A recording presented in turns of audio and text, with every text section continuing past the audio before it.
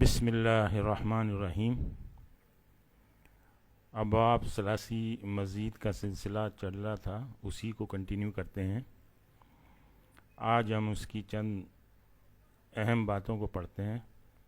بہت اہم ویڈیو ہے، اس کو اچھی طرح سمجھیں،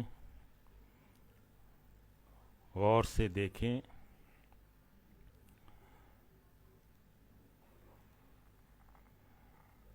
یہ مصدر اور یہ باب کا خانہ ہے، اس میں مصدر اور باب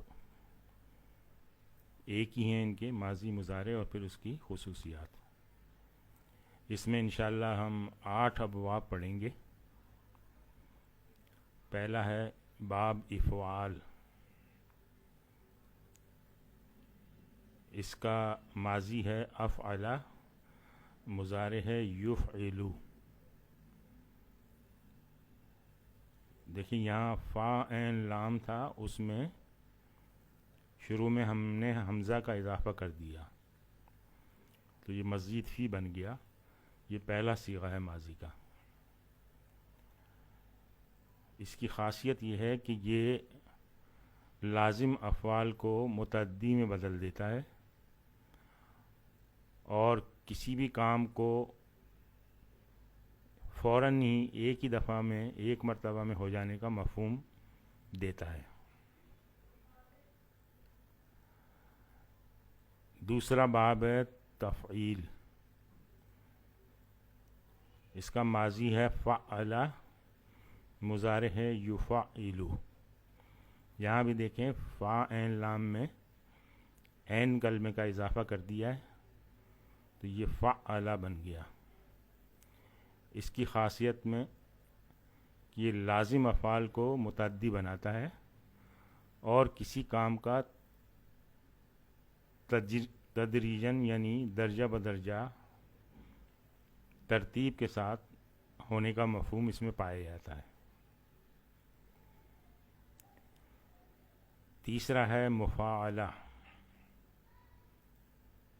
یہاں ہم نے فا کلمے کے بعد الف کا اضافہ کیا تو فاعل یفاعلو۔ اس کی خاصیت یہ ہے کہ کام کو کرنے والے ایک سے زیادہ لوگ ہیں، اس کا مفہوم ہے اس میں، اور مقابلے کا مفہوم ہے۔ اگلا باب ہے تفاعل، یہاں پہ ہم نے تا کا اضافہ کیا اور عین کلمے کا اضافہ کیا تو تفاعل یتفاعلو۔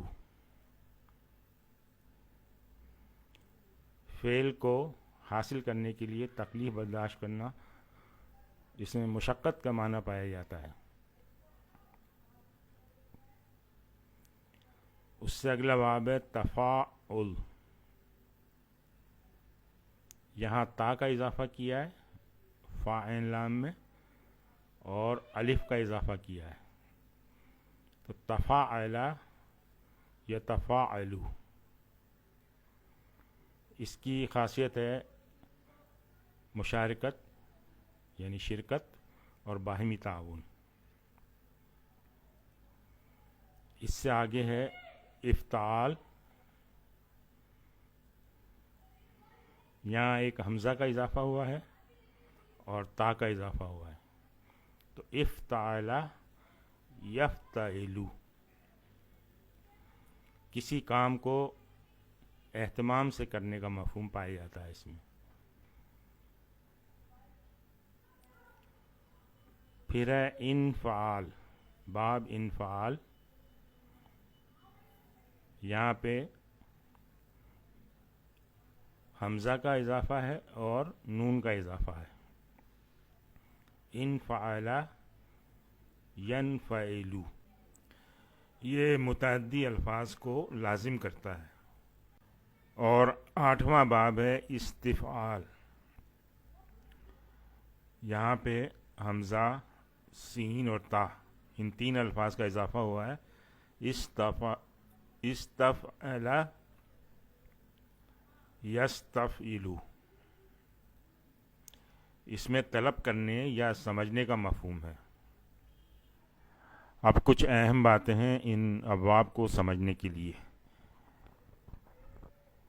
یہ دیکھیں، اس میں مصدر اور باب ایک ہی ہیں۔ اس طرح سے اس میں یہ مصدر جو ہے یہ فکس ہے، یہ ماضی بھی اس میں فکس ہے اور مضارع بھی فکس ہے۔ تمام افعال میں یہ ماضی، مضارع اور یہ مصدر ان کے فکس ہیں، تو اس لیے ثلاثی مجرد کے مقابلے میں ان کا پہچاننا آسان ہے۔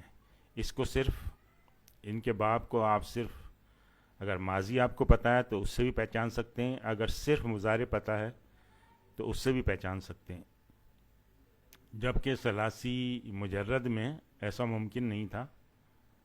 دونوں معلوم ہونے چاہیے آپ کو، ماضی بھی اور مضارع بھی، پھر باب کا پتہ چلتا ہے۔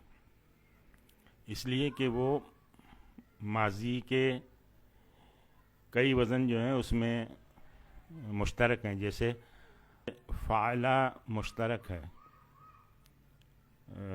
3 ابواب میں، فعلا یفعلو، فعلا یفعلو اور فعلا یفعلا۔